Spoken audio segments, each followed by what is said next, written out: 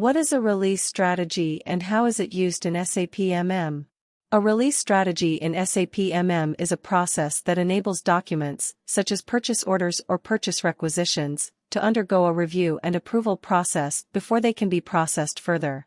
The release strategy ensures that the appropriate people review the documents and approve them based on predefined criteria before they can be processed. This helps to prevent unauthorized purchases and promotes accountability in the procurement process. In SAP MM, a release strategy can be configured using the following steps.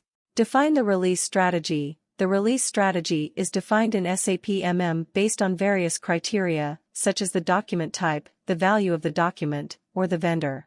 The release strategy can be defined using the release procedure function in SAP MM.